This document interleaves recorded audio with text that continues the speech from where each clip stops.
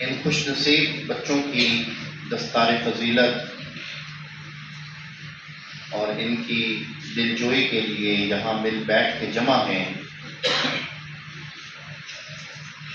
اور یہ بات حقیقت ہے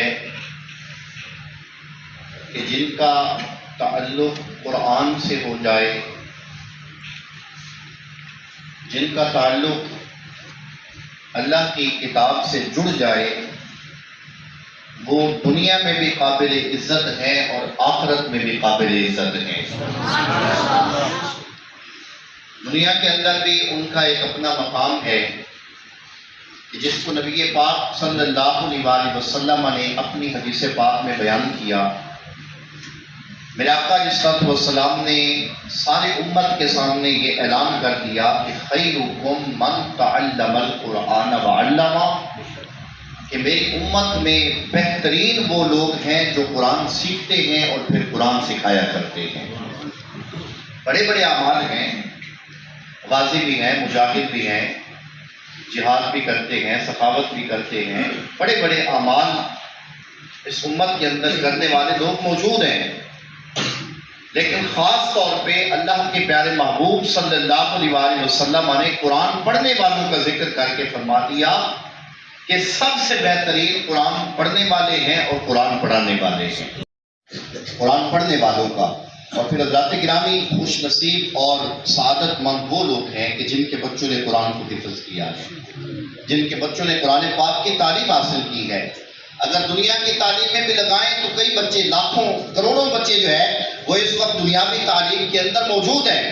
والدین خرچے بھی کرتے ہیں، بڑی بڑی ڈگریاں حاصل کی ہوئی ہیں، لیکن حضرات گرامی ان ڈگریوں کا تعلق صرف دنیاوی حدود و قیود تک تو ہے، قبر کی دیوار سے باہر تک تو ان کا معاملہ ہے کہ وہ فائدہ دے سکتی ہے۔ کوئی سائنسدان، کوئی انجینئر، کوئی ڈاکٹر، کسی بھی شعبہ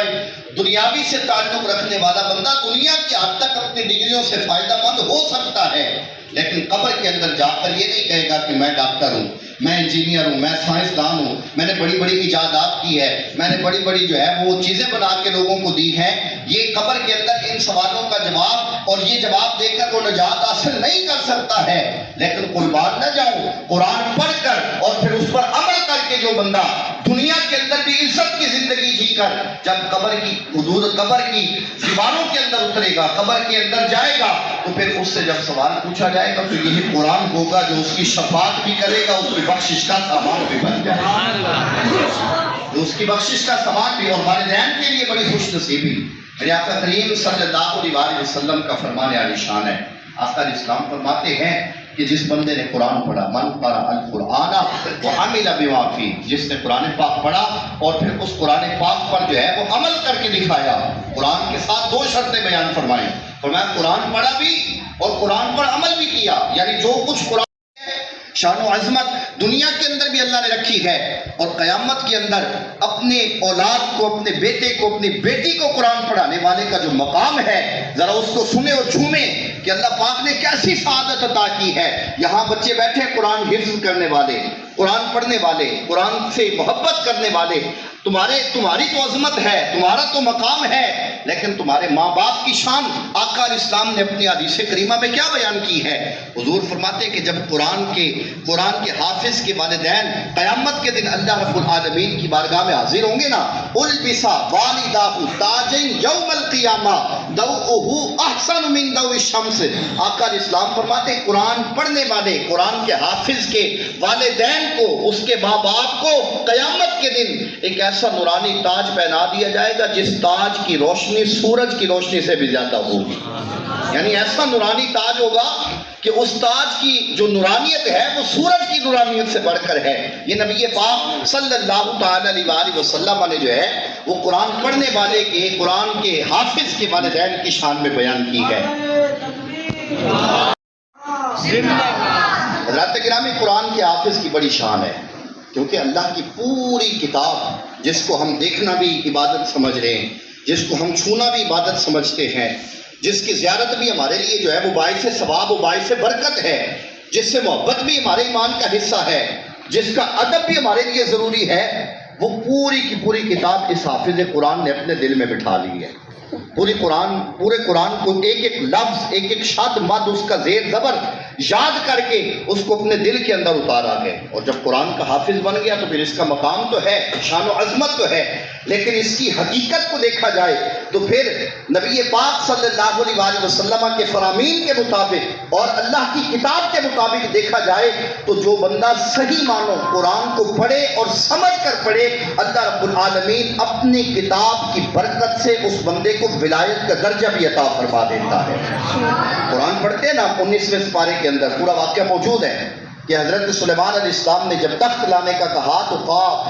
تو ایک جن کھڑا ہوا. قال عفریت من الجن انا آتیک بہ قبل ان تقوم من مقامک. حضرت سلیمان علیہ السلام سے کہنے لگا، ایک جن کھڑا ہو گیا، جن کی جنات کی پاور، کہتے ہیں حضرت یہ آپ کی جو مجلس لگی ہوئی ہے، یہ جو محفل سجی ہے، یہ تخت بلقیس جو کئی ہاتھ لمبا ہے کئی ہاتھ چوڑا ہے، ہیرے جواہرات سے مرصع اور 7 دروازوں کے اندر مکفل کیا ہوا، وہاں سے 1000 کلومیٹر کی دوری پر ہے. وہ جن کہتا ہے حضرت صاحب آپ اشارہ فرمائیں، اللہ نے مجھے اتنی طاقت عطا فرمائی ہے کہ میں یہ تخت آپ کی مجلس برخاست ہونے سے پہلے لا کے دوں گا. حضرت سلیمان علیہ السلام پورا قرآن کے اندر واقعہ موجود ہے. حضرت سلیمان علیہ السلام فرماتے ہیں نہیں بھائی مجھے اس سے بھی پہلے چاہیے.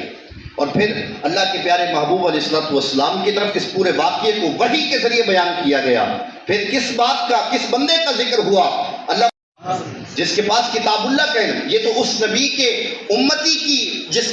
اس نبی کی کتاب کا علم کہ جو میرے آقا علیہ السلام کے مقتدی ہیں، اس نبی کی کتاب کا علم رکھنے والے کا یہ عالم کہ وہ کھڑا ہو کے کہتا ہے انا آتیک بہ قبل ان یرتد الیک طرفک. کہتا ہے حضور آپ پلک بعد میں جھپکیں گے، تخت بلقیس پہلے لا کر حاضر کروں گا. یہ اللہ کی کتاب کے علم کی برکت تھی. اور پھر قربان نہ جائیں کہ میرے آقا علیہ السلام جو امام الانبیاء اور سارے انبیاء کے سردار ہیں، اور ان پر نازل ہونے والی کتاب کو جو بندہ پڑھ لے اور سمجھ لے، سمجھ کر کے عمل کر لے، تو اللہ رب العالمین اس کو بھی قرآن کی برکت سے ولایت بھی عطا فرما دیتا ہے.